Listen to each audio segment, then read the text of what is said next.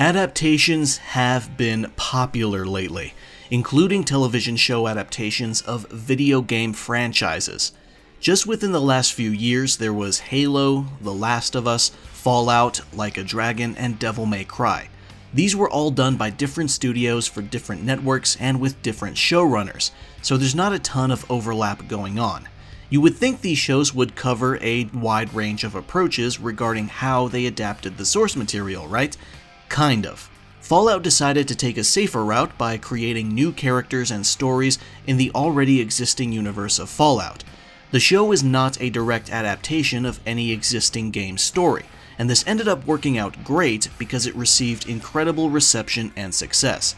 The others, however, decided that the direct approach was necessary, and regarding the result, it's somewhat varied.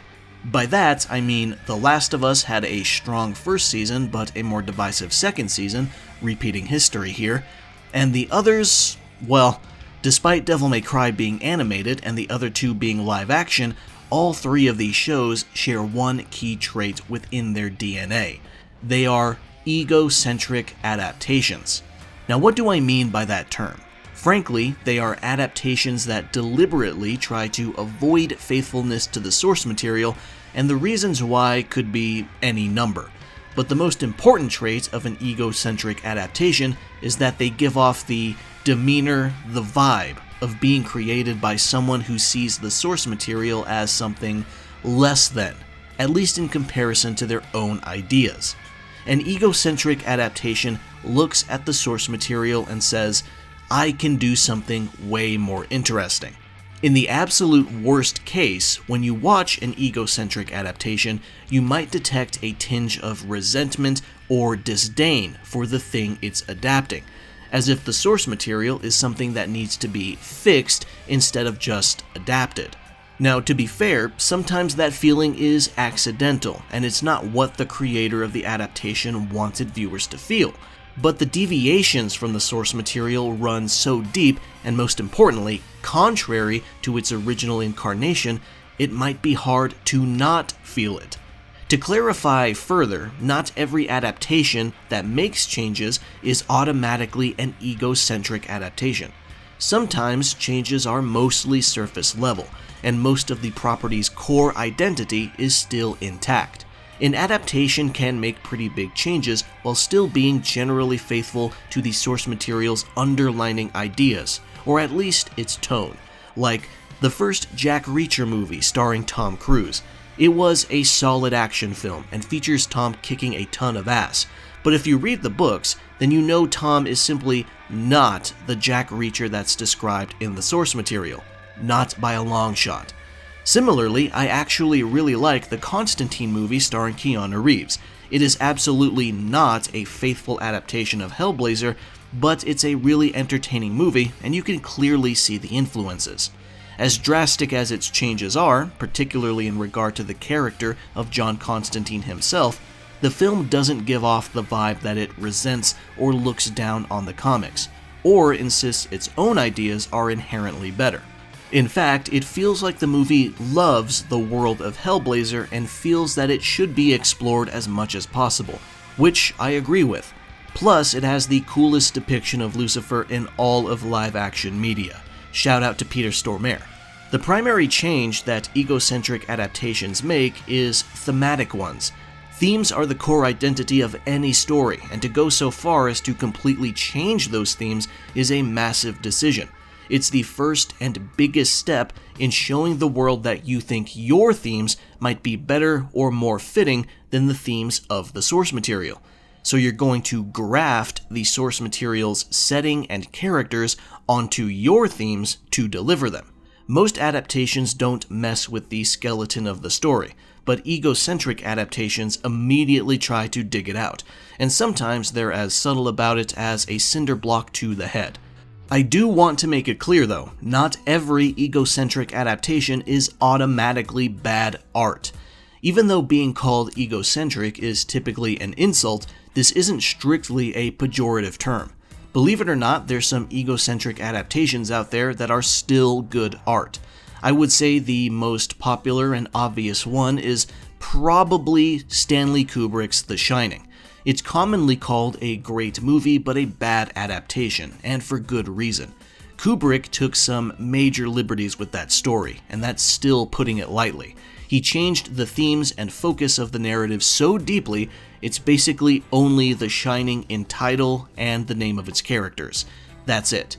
When the film released, it was actually pretty hated, not only by Stephen King, the writer of the source material, but also many of the book's fans, and a decent amount of film critics weren't too hot on it either. The film's reception only turned around with time.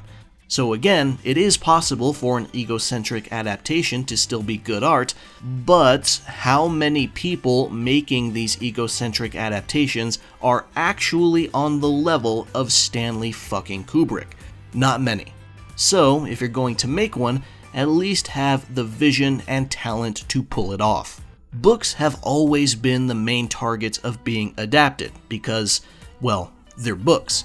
They're not visual media in the same way movies and television are. They are text on a paper. But the simplicity of their form allows them to focus on their themes more than these other expensive mediums that are collaborative efforts between dozens, hundreds, sometimes thousands of people. So books are no strangers to getting egocentric adaptations once in a while. Now, in the last few years, these types of adaptations have set their sights on a new type of source material. It's not about adapting books anymore, it's about video games. That's the new hotness, making a visual adaptation of another form of visual media that already has actors and storytelling with cinematic cutscenes. Genius. A few years ago, the Halo TV series was the first sign of things to come. Now personally, I only watched some of it, not all of it, but I absolutely caught all the criticism mentioning a number of annoying changes that showed little respect to the identity of the games, ranging from constant bad characterization of the cast and bad portrayals of Spartans, the USNC, and Covenant alike, to removal of characters like Sergeant Johnson and Master Chief frequently taking his helmet off, which sounds like a nitpicky thing if you're not familiar with Halo, but believe me, it is a big deal. All of that among other things. The Halo show had some momentum coming in, but it had none left going out, thanks to its questionable quality and a multitude of bad quotes, like the chief programming officer of Paramount Plus saying this show was a swing for a broad audience that an NFL dad can enjoy with his teenage son. And you have former showrunner Stephen Kane saying, "We never looked at the games, so we never felt limited by it being a game," as if that wasn't obvious from simply watching the final product. More recently, we have a show based on the Like a Dragon video game series, which premiered on Amazon Prime Video back in October 2024. This property seemed like something that would be difficult to screw up in terms of adapting, because the main stories of the games are basically normal crime melodramas anyway. It should have been an easy and painless transition to live-action television programming, but once again, the persistent enemy of lack of faithfulness to the source material rears its ugly head. Ryoma Takeuchi gives a good performance as Kazuma Kiryu, but the Kiryu in the show is simply not the Kiryu we know in the games. This goes for multiple other characters too, and there seems to be a reason for that. Apparently, the production leads for the show told the cast to not play the games, even in spite of some of them wanting to. To me, this doesn't feel like the production team wanted an original, bold performance of the characters. It feels like they instead wanted to prevent the cast from seeing how different the characters are between the show and the games.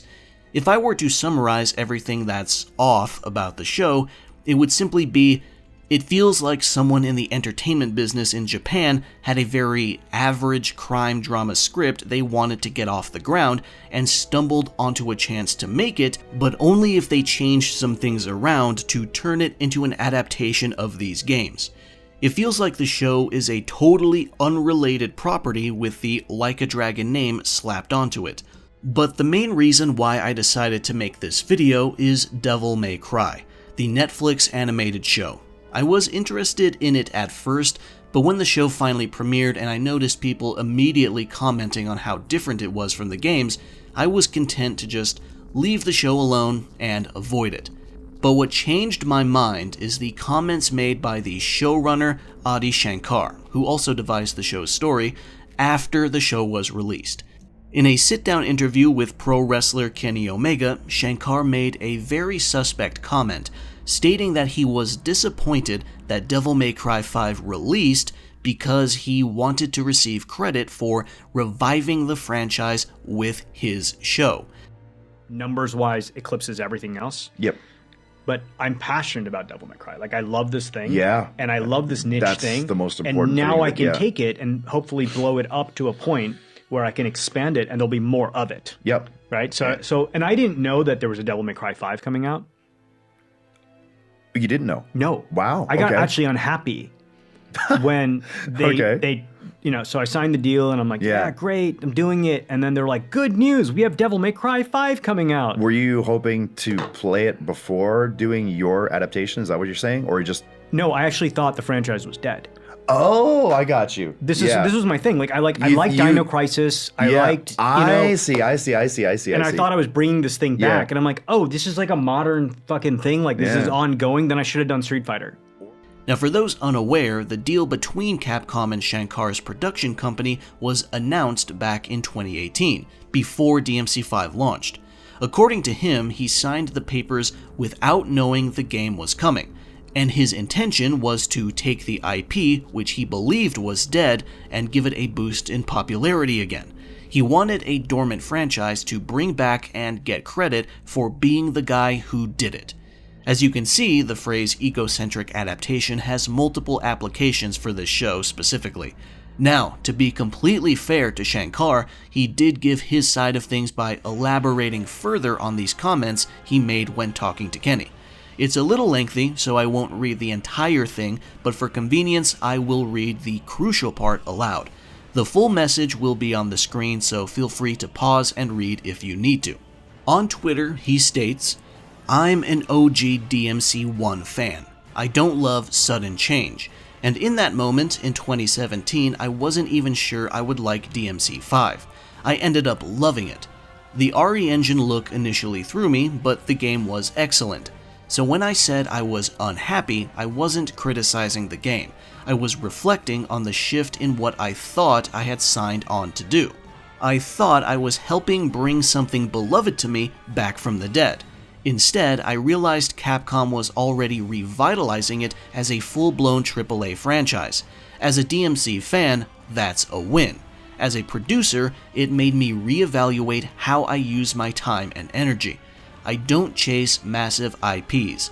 That's what everyone else in Hollywood does. I go after personally meaningful titles and projects that might never get made unless I use my leverage in Hollywood to push them through. That's why I chose Devil May Cry in the first place. I loved it and I wanted it back. When I saw DMC was thriving again, at the time, I wondered if maybe my energy would have been better spent resurrecting a property from Capcom that actually needed my help, like Dino Crisis, Darkstalkers, or God Hand, rich worlds I love that have been ignored for too long. I wanted to give the spotlight to worlds that need a boost. Now, if Shankar stated his thoughts like this from the get-go, it probably would have landed better. However, there's still some specific word choices here that rub me the wrong way. First is, I don't love sudden change. This is a puzzling statement simply because of how insanely different the show would end up being compared to the games. We'll get to that later. The second is, maybe my energy would have been better spent resurrecting a property from Capcom that actually needed my help. Specifically, it's the phrasing of needed my help that comes off as very self-serving. It paints himself as some sort of force in the industry that can move mountains, but he's not. No property in gaming needs Shankar's help, and there's no guarantee that making a somewhat successful show would magically open the eyes of a game publisher's executives and cause them to start greenlighting projects left and right. Shankar's production company has made multiple seasons of Castlevania, and Konami still hasn't given us a new Castlevania game since Lords of Shadow 2 in 2014. Now sure, Haunted Castle Revisited is a new remake and part of the Dominus collection, but that's a small project meant to be more of a treat for hardcore fans rather than a major new entry.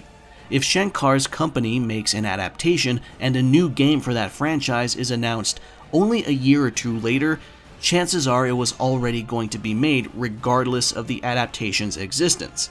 Game development, particularly in the early stages, does move that slow. At the end of the day, Capcom will bring back a franchise when they damn well feel like it, regardless of how loud fans try to be. Just ask Mega Man fans. The only things they've gotten in the last 12 years are Mega Man 11 and a gacha game, which eventually shut down and received an offline version, which is more than most shuttered gacha games receive, so if we're being honest, they're kinda lucky to get even this. Sad state of affairs for the Blue Bomber. And for the record, Devil May Cry is technically not dead, we simply don't know what's next for it. Whether it's DMC 6, or a remake of an older game, or yes, an actual shelving. It's all still up in the air. The Devil May Cry team within Capcom did not abandon the series, they simply went on to make Dragon's Dogma 2 once they were done with DMC 5. The only reason DMC's future is even in question right this moment is because the director of DMC and Dragon's Dogma, Hideaki Itsuno, left Capcom less than a year ago. If he stayed, we might not have any speculation about DMC being dead at all. But some people might argue that his departure actually makes another DMC more likely because Itsuno might not have wanted to make another one in the first place. Dragon's Dogma 2 came out just over a year ago. For all we know, the team might be making a new DMC right this moment, but it's simply too early to be revealed. We don't know. Devil May Cry 5 officially hit 10 million copies sold while I was writing this script, making it one of the best-selling Capcom games of all time, probably in the top 10. It would be weird if Capcom just dropped it now, so just relax. Give it at least 2 more years before you start getting concerned. Anyway, after Shankar's poorly worded comments and the response to them, I decided to finally check out Netflix Devil May Cry to see if it really is all that bad. I've already seen some complaints, yes, but I've seen some praise too, and I wanted to really see exactly how much he really cared about DMC. Yes, I watched it with the intention of being quite critical. I'm not even going to try and hide it. There's no point. I've already pretty much made my goal clear with the title of this video and all the preamble that's led up to now. I'm not necessarily trying to dissuade anyone from liking it if they already do like it. If you enjoyed the show, that's fine. I'm not gonna pretend to be obtuse and act like I don't see why a person might still enjoy it, whether or not they're already a fan of the games. I'm simply going over this show specifically through my personal lens of faithfulness to the source material, and if any changes at least offer something interesting enough to actually justify them. I am going to be quite nitpicky, I'll admit. I'm also going to be bringing up Devil May Cry 3 specifically quite a lot, because that's more or less where events line up in terms of characters, ages, and such. So, without any further ado, let's go ahead and discuss the Netflix Devil May Cry show. There will be spoilers because I'll be going episode by episode, so consider yourselves warned. Turn back now if you don't want spoilers. First episode starts with a cold open, introducing the weapon Force Edge and White Rabbit, main antagonist of the show, and a character from the Devil May Cry 3 tie-in manga. He's voiced by actor Hoon Lee, who I'm familiar with through the show Warrior, rest in peace. And frankly, he does a good job with the abbreviated amount of screen time he ultimately gets. He's very charismatic, sometimes in spite of the script. Then we're introduced to Dante as he saves a woman from being killed by a demon, and while Johnny Young Bosch is normally the voice of Nero, I can accept him as the voice of a young, brash Dante. He's a talented and experienced voice actor, so his performance is also solid. It's just that hearing Nero come out of Dante's face, especially when he becomes angry and yells, does take a little getting used to. Now, for the opening credits, I actually don't mind the usage of Limp Bizkit here, because I can totally buy a young Dante in the early to mid-2000s listening to nu metal. I don't think that's out of character at all. If anything, I think the main complaint regarding the show's relationship with music is that there's a lack of game-inspired tracks during the action. After the opening sequence, though, things get kind of strange. The show injects a lot of Bush-era politics into the story, something that was obviously missing from the games, which were made in Japan. This isn't a huge problem right now, but it gets more questionable as we continue the season. Through this, though, we are introduced to another character, Vice President Baines, voiced by the late, great Kevin Conroy in his final role. It's nice to hear him, and he does a great job here as well. Then Baines' introduction comes with another weird change to the story, the completely unnecessary scientification of demons and magic. It feels like the show is put off at the idea of taking magic seriously in this setting, and it comes off as unimaginative and demystifying. Continuing on, we see a brief cameo of Lucia from DMC2, a fake Vergil cameo, and some more decent action scenes as Dante fights off Plasma. Now, the action scenes in this show are serviceable, so I don't want to paint them as awful because they're not. However, as a franchise that lives and breathes combat, the action in the show just doesn't close that gap. It doesn't accurately portray how crucial fighting is to the identity of the games, and I'll add more to this point as the season goes on. Anyway, Plasma is constantly trying to snatch Dante's amulet, because the amulet is used to connect the human world to the demon world, just like in DMC3. But with the show using pseudoscience as a basis for everything that's happening, they treat the amulet like an electronic device of some sort, basically eliminating the literal and metaphorical magic from it. Overall, Episode 1 is already very clear with how much of a deviation this is going to be from the games. It's got some good voice performances and decent action, but the Bush-era political satire is very heavy-handed and the exposition pretty much constant throughout. But as an introduction to the show, especially to any potential viewers who might not have played the games, it could be worse.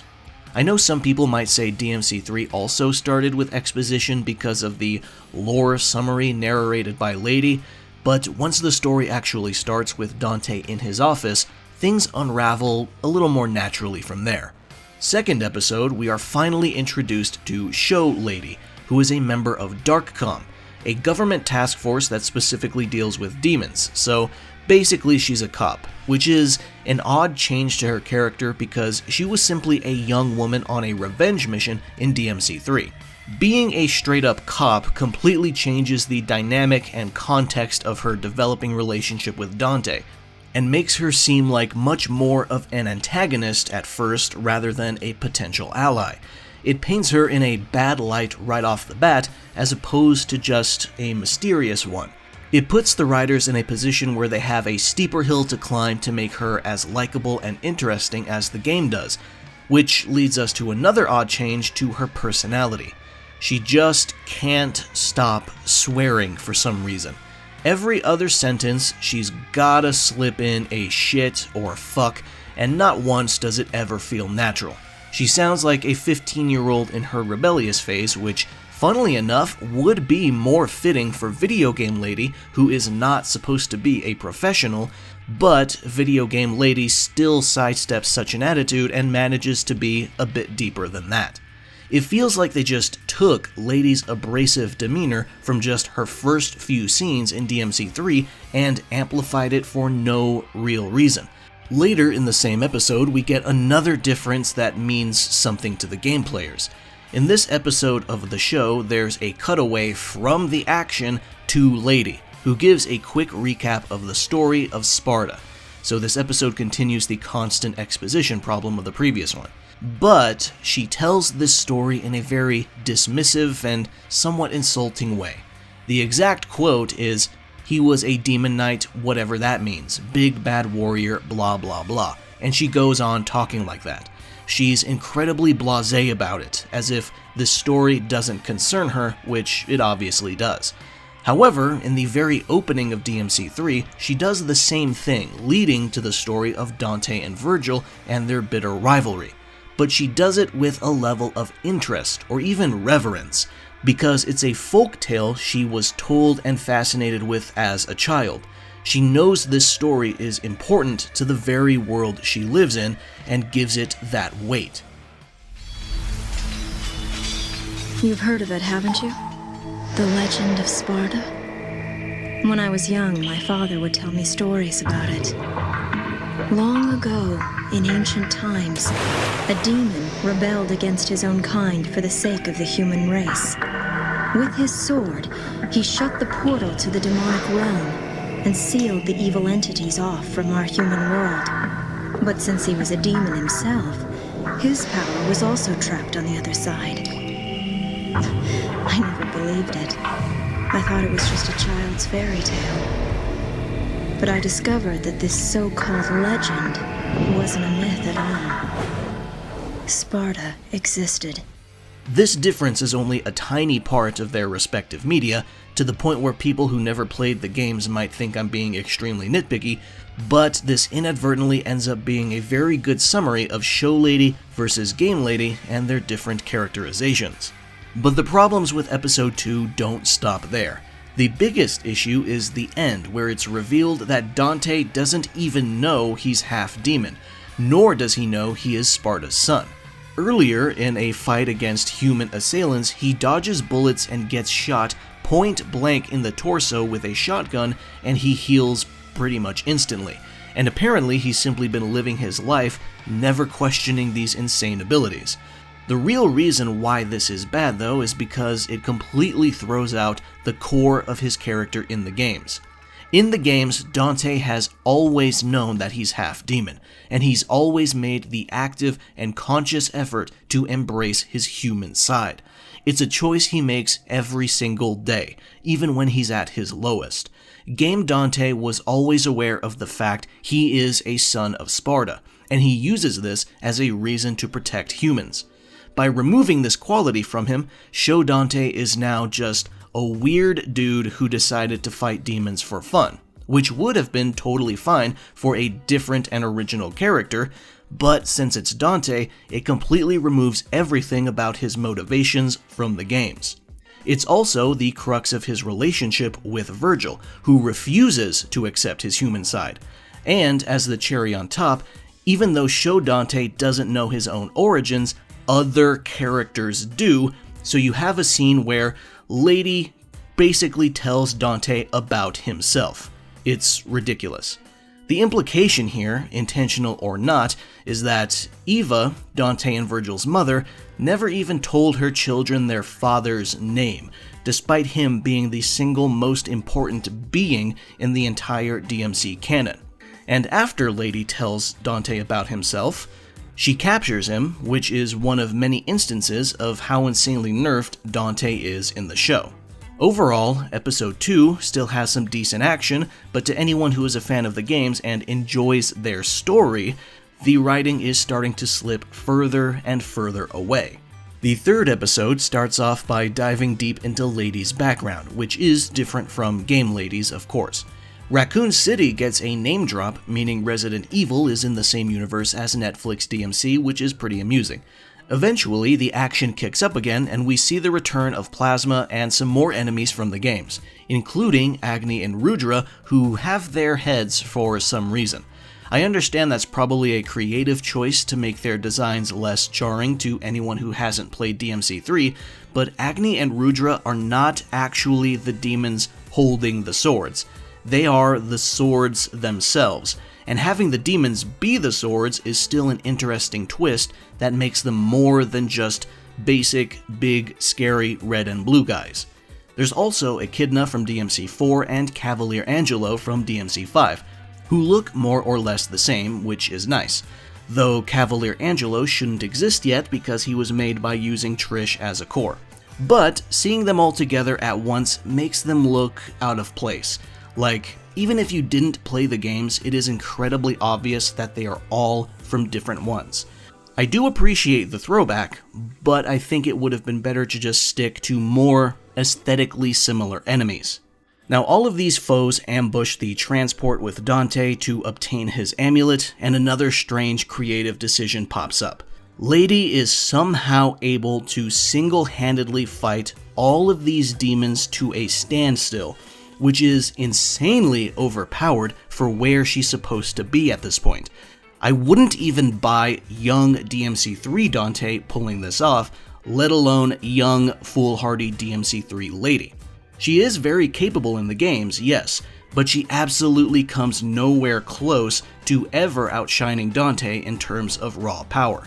She's simply a normal but exceptionally skilled human at the end of the day.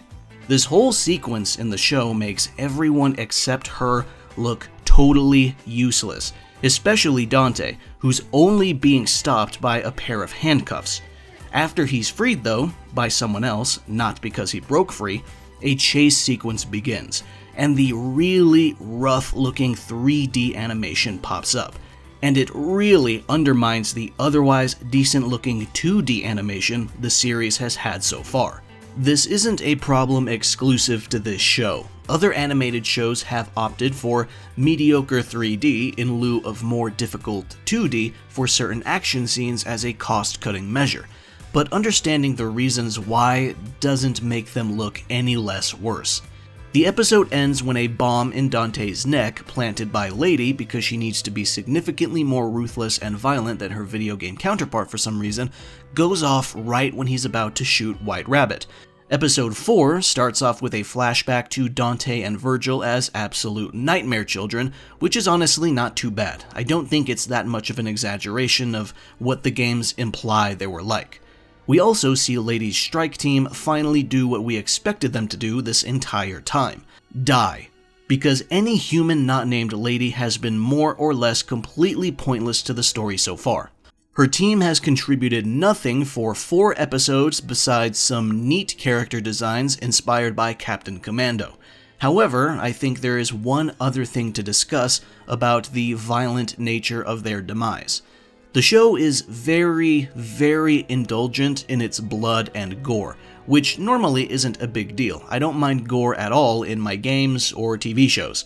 But the DMC games never really needed to boldly highlight the blood and guts in the action to be cool. That's not to say that humans don't die on screen in the games. They do. They got murdered pretty viciously in the opening of 5, for example, and the games used to boot up to a warning screen saying how violent they were. But it doesn't come off as the games blatantly reveling in it like, say, Mortal Kombat. The entire philosophy of Devil May Cry's sense of coolness is that you can be cool without being excessively edgy.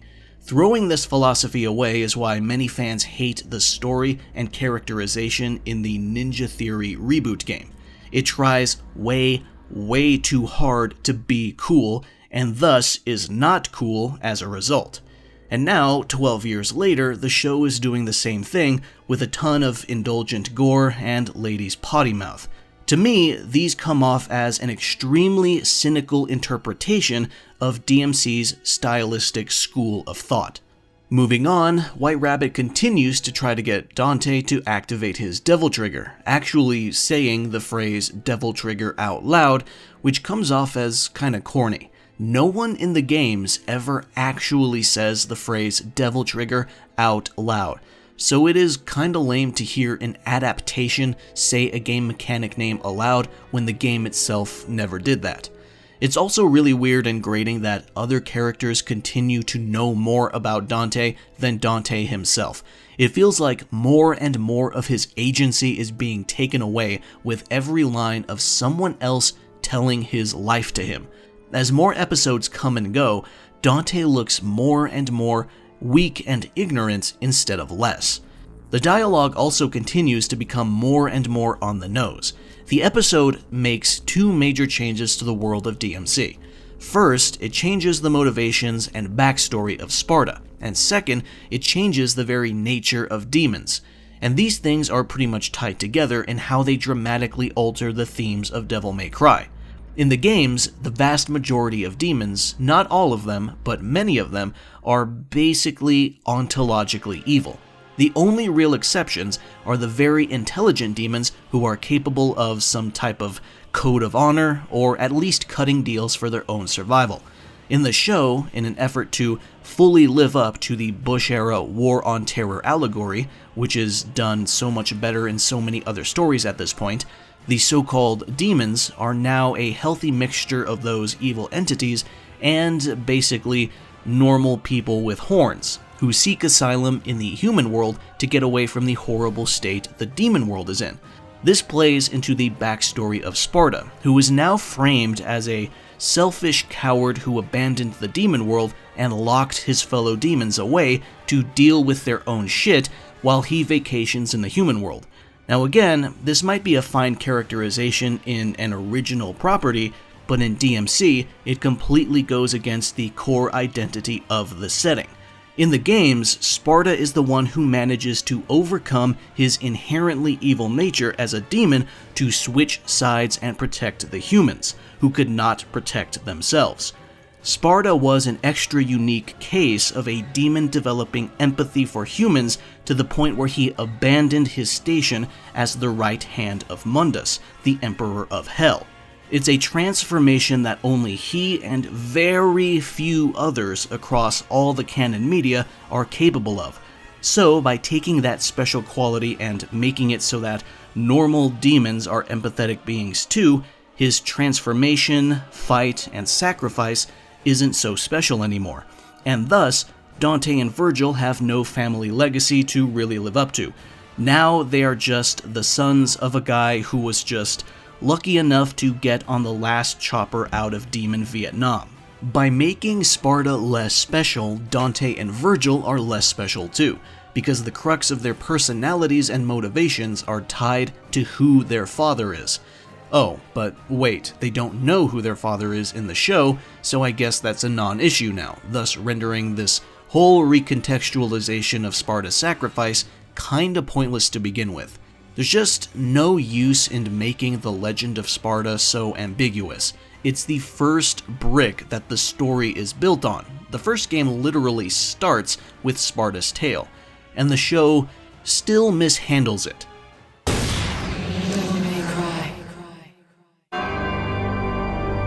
Two millenniums ago, there was a war between the human world and the other, the underworld. But somebody from the underworld woke up to justice and stood up against this legion alone. His name was Sparta. Later, he quietly reigned the human world and continued to preserve harmony until his death. He became a legend, the legendary Dark Knight, Sparta. Episode 5 just continues where 4 left off, but it does Dante even dirtier than usual. He's able to save the people who fall out of the plane from the last episode, and he manages to finally activate his Devil Trigger, only to still be unable to finish the fight against Rudra. Just Rudra. Meanwhile, Lady learns more about the situation involving White Rabbit and the refugees, and she shows a change of heart that is extremely fast for how hateful she acted before this point, but hey, if this makes her presence more tolerable, then I'll take it. Unfortunately, in the very next scene, she's able to trick and kill Plasma and Echidna, respectively, pretty much without breaking a sweat, and then save Dante from Rudra afterward, so she is still insanely overpowered for some weird reason. It was cool to see Dante transform initially, but the hype dies out pretty quickly the instant you notice it's not actually helping all that much. It is this episode where it becomes pretty clear that Lady is the actual main character, and Dante is more or less fighting to stay relevant. And I mean that somewhat literally, because when he's not fighting, he's being pretty useless. The episode ends with a very bleak but unsurprising heel turn from the Vice President, who orders the demon refugees to be killed despite Lady informing the other Darkcom agents that they're harmless. Baines even goes out of his way to word the kill order as liquidating the demon invaders, which is the most cartoonishly evil way to say that. And that's not really a criticism, I actually think it's pretty appropriate here. Plasma is still alive despite being tricked by Lady, but only for a moment, as he manages to watch the massacre happen, and this violent event turns around the dynamic by framing Plasma and his group as the freedom fighters. This means the story is now firmly in the humans are monsters too type of satire at this point, which, as I said earlier, has been done to death so many times by now, especially by stories that are delicate enough to not use a demon allegory for refugees. Episode 6 is where things kinda turn around. This episode is the shining beacon of the entire season, for the most part. It delves into Lady's background yet again, but this time it frames her story opposite of another character's background, a boy, starting from his childhood. What's extra interesting about this episode is that it has almost zero dialogue, and it adopts a completely different art style for the portions that take place in the demon world. Thus, the story is told entirely through visuals and music. The episode goes back and forth, showing the boy's time in the demon world, starting off fun and adventurous, yet becoming dangerous and hostile as he witnesses the stronger demons enslave and abuse the weaker ones. Meanwhile, Lady is experiencing a more or less normal childhood, playing around with a friend, pretending to be a demon hunter, before eventually witnessing the horrible result of her father's obsession with demons. Lady and the boy grow up, and the former joins Darkcom, and the latter creates a gateway that allows him to bring his harmless demon community to the human world as refugees. Sadly, the end of this episode is where the storytelling once again gets kinda muddied. When the young human man brings his demon friends over, Lady and her Darkcom unit are already there, setting up an ambush. The young man tries to explain, but unfortunately, a conveniently timed, larger, feral demon emerges from the gate and starts rampaging, which cues the Darkcom team to start firing indiscriminately. This is a pretty odd sequence because while I understand what the show is trying to portray here, it looks really silly that the Darkcom agents start shooting at the harmless and clearly exhausted refugees with just as much priority as the giant, slobbering, aggressive beast that's eating them all. It's so cartoonishly evil that I kind of can't take it seriously. Oh no, it's a massive hostile behemoth rampaging through the portal. Shoot the children first. Ridiculous. The episode ends with Lady blowing up the building they're all in after escaping, and the young man survives, goes crazy, and sews a rabbit head to his own head, thus becoming the White Rabbit. Now, we all walk away from this episode with the knowledge that not only is Lady an obnoxious brat who got her team killed in an ambush a couple episodes ago, but she's also responsible for White Rabbit, the main antagonist, existing in the first place. The presentation of this episode is great until that last sequence, but its big Achilles heel is the fact that it looks directly at the audience and tells us definitively that Lady is responsible for pretty much everything bad happening in this show. Depending on how harshly you want to criticize her, she's basically irredeemably evil, or at least unforgivably impulsive and complicit at this point. And of course, the remaining 2 episodes do pretty much nothing to interrogate her for it, and something tells me Season 2 won't do that either. We'll just have to wait and see. It all comes off as a very, very ham-fisted way of driving home the humans can be demons too message that the games already did in a far better way. Devil May Cry 4 is entirely about a group of religious zealots who worship Sparta to an insane degree and bastardize the meaning of his heroism. In a twist of irony, the power-hungry main antagonist tries to use demonic power to become an anti-demon messiah. Personally, I would say there's some more meaning to extract there than a story about a young woman who wants to be Demon ICE Employee of the Year. Episode 7 starts off with White Rabbit meeting up with a demon knight whose identity is extremely obvious, not only visually, but especially once he says the word power. Lady locks up Dante in the back of a Darkcom truck for his own good, but explicitly states that this whole ordeal is her fight, not his. And based on what we've seen so far, she isn't wrong. She's been the real main character pretty much the entire time, while Dante's only been the living MacGuffin since his blood is necessary for the villain to achieve his goals. Furthermore, Lady is absolutely covered head to toe in plot armor, more than usual in this episode, because she manages to live despite White Rabbit having countless opportunities to just kill her. One thing I'll give this episode, though, is that it was nice to see Dante finally use other demons as weapons, albeit pretty imperfectly, specifically by balling up a corpse into makeshift gloves. The only other noteworthy moment this happens is when he uses Agni and Rudra for a brief attack during the chase sequence in episode 3. There's a huge lack of weapon variety in the season overall though, and generally speaking, I think Dante has used his guns a bit more often than anything else, though Rebellion does get some much needed screen time here. Another good scene in the episode is White Rabbit completely shutting down Lady by making her confront the fact that, just like some of the demons used to do Rabbit's bidding, she also actually is a brainwashed orphan being taken advantage of by Darkcom because of her hatred for demons. And he rips off his mask to reveal himself as the man she nearly killed before, and Lady finally looks inward a little bit, but unfortunately her actions are far too awful for a bit of self-reflection to sweep away, so I don't really care. Her road to redemption is basically endless as far as I'm concerned. The episode ends with White Rabbit finally going down, but of course, Vice President Baines has to show up at the very end and utter a line or two that shows he is more cartoonishly evil than White Rabbit ever was. Because remember, humans are demons too, in case you've forgotten already. Episode 8 begins, and surprise, White Rabbit isn't actually dead and begins to transform into some giant, grotesque abomination.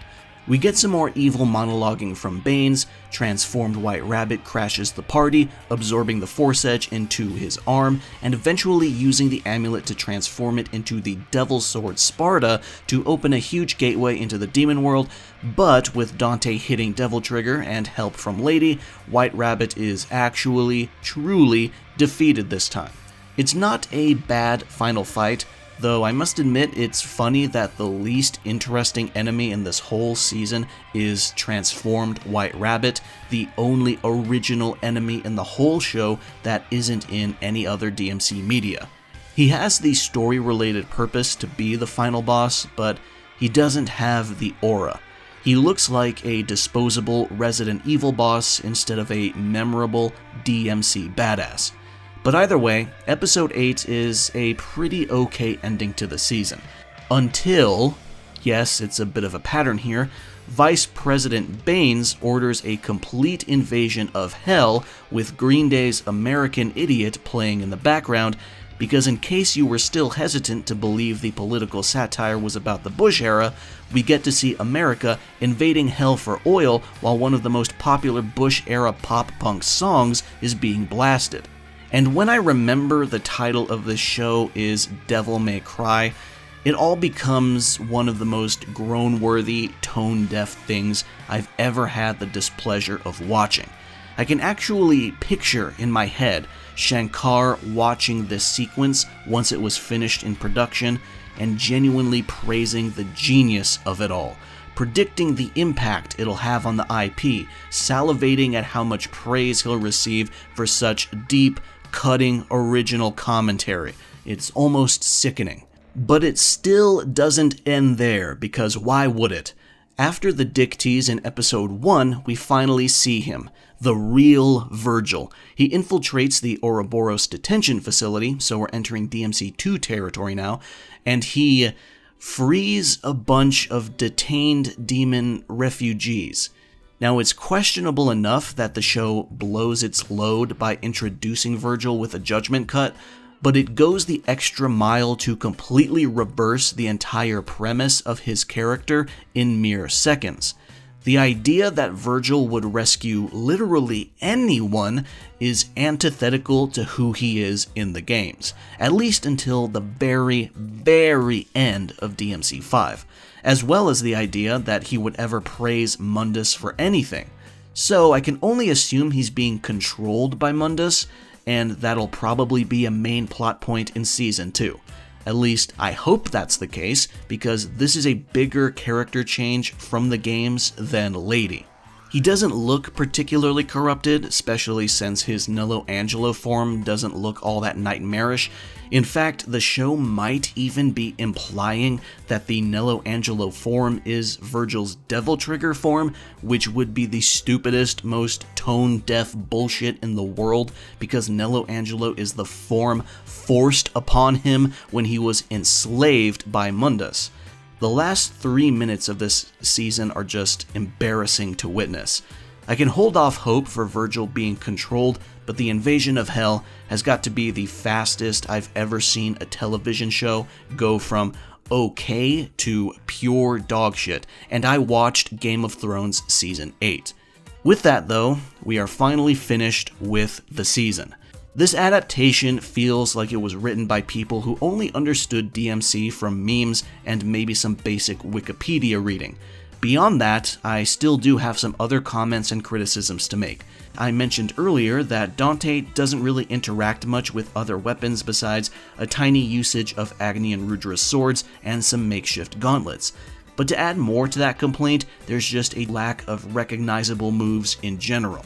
I recall a round trip being performed, and I guess you might be able to make the argument that he killed White Rabbit with a stinger, but other than that, there's not much. The DMC series has a lot of its identity and pride attached to its moveset. DMC3 had a trailer dedicated entirely to showing off attacks the player could do, with the names of those moves flashing on screen. The show's action was very kinetic at times, but it didn't seem to hold that same level of reverence. There's also the tiny spots of questionable logic or obvious lampshading, like Plasma's first appearance involving him presumably killing a baby, but the writers remembered that demons are supposed to be sympathetic later, so he says he can only transform into beings that are still alive, which is an indirect acknowledgement that the baby is still fine. This video isn't meant to painstakingly go over every second of the show, but if someone wanted to, they could do that and probably find way more than I did in my single viewing. Overall, the Netflix Devil May Cry series doesn't do anything particularly interesting that would ever make me prefer it over the story of the games. I don't want to call the show fanfiction, because that would be an insult to fanfiction. There's plenty of fanfiction out there that is far more faithful to the source material than this, that at least try to stay in line with the game's themes and characterization, while still being horny in some cases. Dante is a borderline useless idiot. Lady is a very obnoxious and overpowered brat coated in 100 layers of plot armor. The Bush-era political allegories is the last thing I would expect or want from anything Devil May Cry related, and I think changing the nature of demons, changing the context of Sparta's actions, and explaining away and demystifying magic as just science is cowardly writing that shows a refusal to commit to hard themes of good and evil and the idea that some things just can't be fully explained. Believe it or not, DMC is pretty nuanced, but only on the smaller, more personal scale that surrounds the lineage of Sparta. That's why people love these characters, because even if the overarching plot is very simple from game to game, the characters that lead this franchise are still very human, and them embracing or rejecting that humanity is the real story DMC is trying to tell. I care about that aspect of it a lot. In fact, I care about it so much that the one reservation I have about the idea of Hideki Kamiya directing a new Devil May Cry game since establishing his new studio and partnering with Capcom again is that he might not bring back Bingo Morihashi to write. It's not likely, but it could happen. Bingo's been the scenario writer for the games since DMC2, including 2 light novels.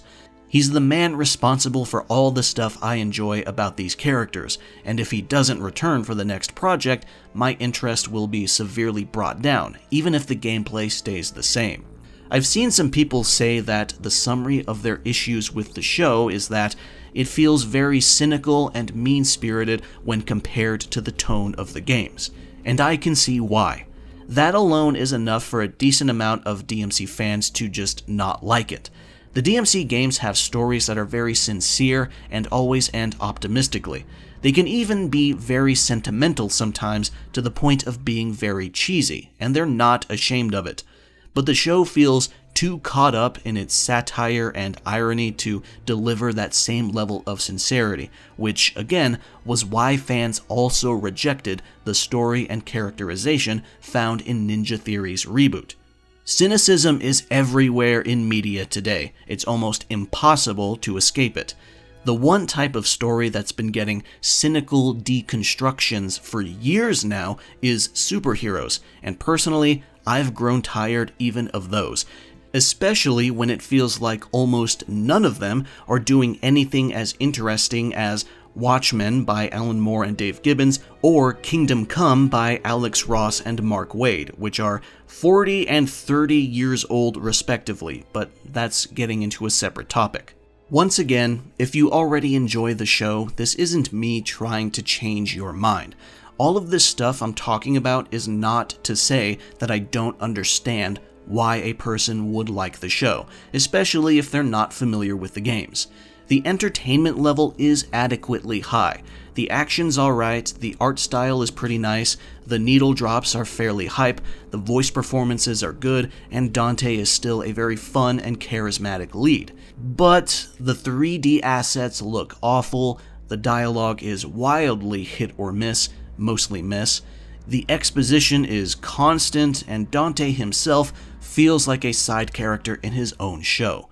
So even if I were to put all the changes aside, it's still nothing to really write home about. As an adaptation, I think it's awful, but as a show in general, it's okay.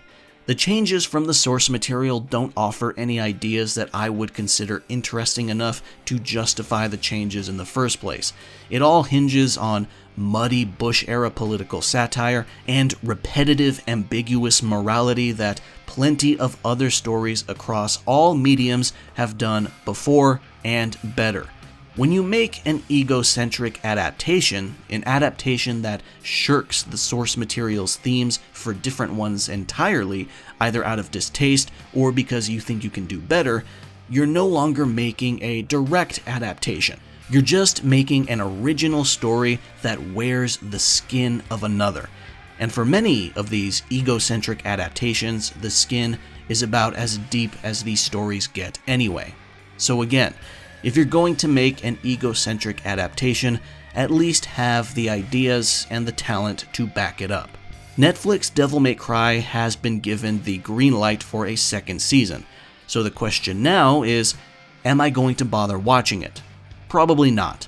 I'm not going to hold my breath that it'll magically be more faithful, because Season 1 has made so many dramatic changes to the world, characters, and themes that Season 2 would basically need to be a full-blown retcon season to suddenly be closer to the games. And considering Season 2 already seems to be deep into production before Season 1 even released, I doubt any criticisms will be taken to heart in time. But who knows? Maybe a miracle will happen. If it does, maybe I'll watch it then. One thing to note though is that Adi Shankar's production company is divided into 2 distinct divisions. One is called Bootleg Universe, which makes adaptations designed to be a very different take on a property, and the other division is simply Adi Shankar Animation, which is meant to make adaptations that respect the source material. However, in spite of its many and obvious changes, Devil May Cry is part of the latter, not the former, so it makes me question what his standards for respecting the property even are.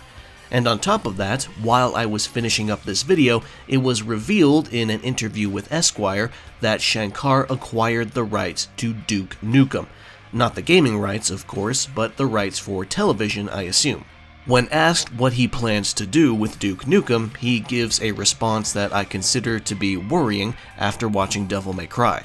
He says, "It's a middle finger to everybody. When Duke Nukem blew up, a bunch of people sat around trying to turn it into a brand, when it's just a middle finger. Duke Nukem can't be made by a corporation because the moment a corporation makes Duke Nukem, it's no longer Duke Nukem. I don't intend on having anyone tell me what to do on this one." This is pretty amusing coming from someone who's made probably the most corporate-feeling DMC adaptation to date despite his goals. I predict one of two things happening.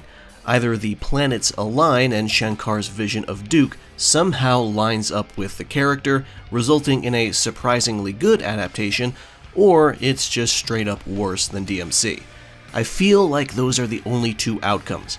I would be more surprised if it ended up being simply okay.